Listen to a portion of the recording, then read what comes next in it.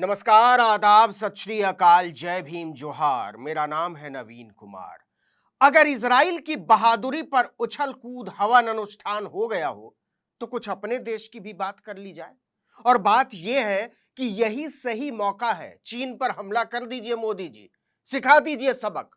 क्योंकि आप फलस्तीन और इजराइल के चक्कर में पड़े रह गए और चीन ने गांव बसाने के नाम पर लद्दाख से लेकर अरुणाचल की सीमा तक गांव बसा डाले, चौकियों की लाइन लगा दी। और गांव का मतलब गांव के गांव। जी हां, मोदी जी को बताइए, इजरायली आतंक के इकबाल की बुलंदी के लिए पूजा पाठ करने वाले भक्तगण, क्योंकि यह भारत की सीमा पर खड़ा वो खतरा है जिसकी तरफ ताकने की भी हिम्मत नहीं हो रही है हुजूर की, और भक्तों की तो बिल्कुल नहीं। हैरानी की बात तो यह है कि चीन ये सब कोई ढके छिपे नहीं कर रहा, डंके की चोट पर कर रहा है। और मोदी जी को यह बात अच्छी तरह पता है कि 3,488 किलोमीटर लंबी वास्तविक नियंत्रण रेखा यानी एलएसी पर चीन ने पूरे 628 गांव बसा डाले। इन्हें वो शियाओकांग गांव कहता है। शियाओकांग का मतलब चीनी भाषा में होता है संपन्न। मोदी जी को यह भी पता है कि इनमें से ज्यादातर गांव उत्तराखंड, सिक्किम और अरुणाचल प्रदेश की सीमा से लगे हुए हैं और बहुत करीब जाकर। लेकिन जो चिंता की बात है वो ये कि ये कहने भर को ही गांव है, असल में पूरी तरह से ये सैनिक अड्डे हैं और इन्हें किसी भी समय हमले के लिए हर तरह के साजो सामान से लैस किया जा रहा है। विश्व राजनीति में मोदी की इतनी हैसियत नहीं है कि शी जिनपिंग उनके सुन भी लें। करने की बात तो छोड़ दीजिए उनके कहने से। हालत यह है कि मोदी चीन की तरफ टुकुर टुकुर ताकते हुए फोटो शूट करवाकर मगन दिखा रहे थे अपने आप को, और चीन इन गांवों में निगरानी चौकियां, स्टोरेज और हेलीपैड जैसी सुविधाओं का जायजा ले रहा था। इतिहास लिखेगा इस बात को कि जब मोदी कैलाश की तरफ देखते हुए चीन का नाम लेने में भी कांप रहे थे, तब चीन भारत के प्रधानमंत्री का डर देखकर ठहाके लगा रहा था। इसलिए इजराइल और फलस्तीन छोड़िए, अपनी हालत देखिए। चीन कोई गांव वांव नहीं बसा रहा है, सैनिक अड्डे बना रहा है। वो सैन्य रणनीति के हिसाब से इन गांवों में इंफ्रास्ट्रक्चर का विकास कर रहा है। मोदी जी 4,500 करोड़ के उड़न खटोले से गए होंगे तो उनको दिखा भी होगा।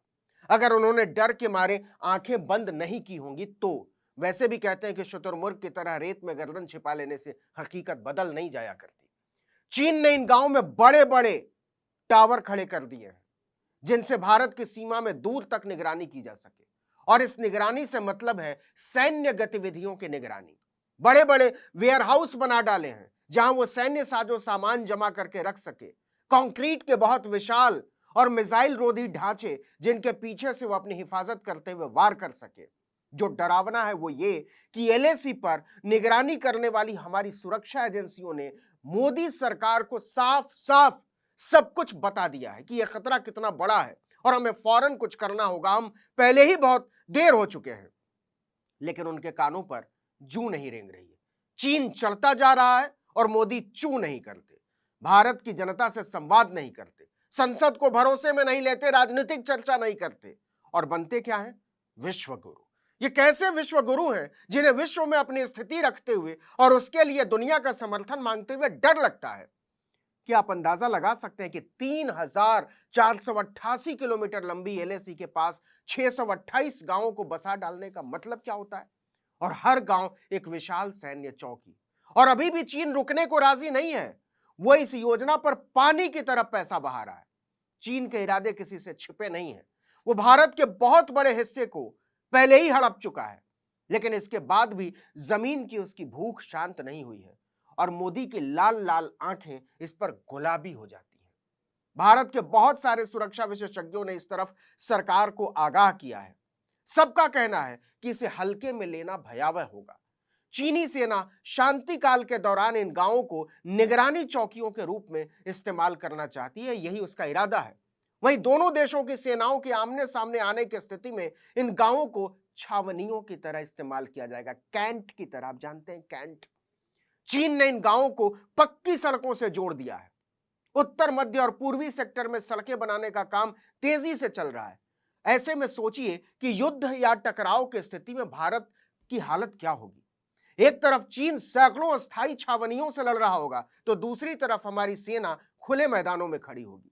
सुरक्षा विशेषज्ञों के अनुसार चीन ने इन नए गांवों को बसाने पर 30 अरब युआन यानी लगभग 34,400 करोड़ रुपए खर्च किए। इतना ही नहीं, इन गांवों में आबादी के नाम पर जिन लोगों को लाकर बसाया जा रहा है उन्हें अलग से सब्सिडी दी जा रही है।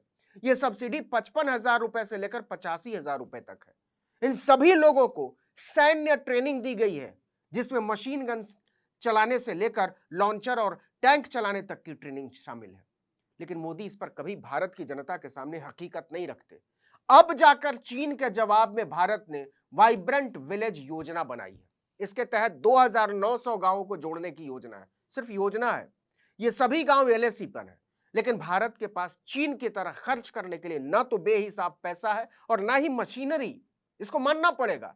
एलएसी के इस तरफ इंफ्रास्ट्रक्चर डेवलप करना वैसे भी चीनी क्षेत्र के मुकाबले कठिन है, ऊंचाई पर है। लेकिन सरकार ने उन गांवों की लिस्ट बनाई है जहां से लोगों का पलायन हुआ है। इनमें से ज्यादातर गांव उत्तराखंड में है। काम ना होने और रोजगार में कमी की वजह से इन गांवों के लोग या तो शहरों की तरफ निकल गए हैं और नहीं तो दूसरी जगहों पर। सरकार की योजना है कि उन्हें फिर से बुलाया जाए, उन्हें सुविधाएं दी जाएं, उनके लिए रोजगार के अवसर पैदा किए जाएं। लेकिन यह इतना आसान काम नहीं है और आसान से ज्यादा यह बेहद खर्चीला है। क्या भारत इस खर्च को उठाने की स्थिति में है? सोचना पड़ेगा। अगर हम वाकई दुनिया की तीसरी सबसे बड़ी अर्थव्यवस्था में शुमार होने जा रहे हैं या इसकी ख्वाहिश रखते हैं तो यह 34,000 करोड़ का खर्च कुछ भी नहीं है। पर अगर वाकई ऐसा होता तो हम यह काम बहुत साल पहले कर चुके होते। शायद शी जिनपिंग को साबरमती नदी के किनारे झूला झुलाने से भी बहुत पहले, या कहें तो जिनपिंग को झूला झुलाने की नौबत ही नहीं पड़ती मोदी को। लेकिन ऐसा नहीं हुआ तो निश्चित तौर पर या तो मोदी की राजनीतिक इच्छा शक्ति में कमी है और नहीं तो रणनीतिक तैयारी में। ऐसे में इजराइल के आक्रमण को लेकर आह्लादित टोली को इस पर भी सोचना चाहिए कि हमारे सीने पर चढ़कर बैठे चीन का जवाब राष्ट्रवाद के इस दौर में क्या होगा। क्या वो मोदी से इस बात पर सवाल करने को तैयार है कि आप चीन के साथ क्या कर रहे हैं? क्योंकि हमास के हमले के बाद इजराइल के सबसे बड़े अखबार ने सीधे सीधे वहां के प्रधानमंत्री बेंजामिन नेतन्याहू का इस्तीफा मांग लिया, बिना लाग लपेट के।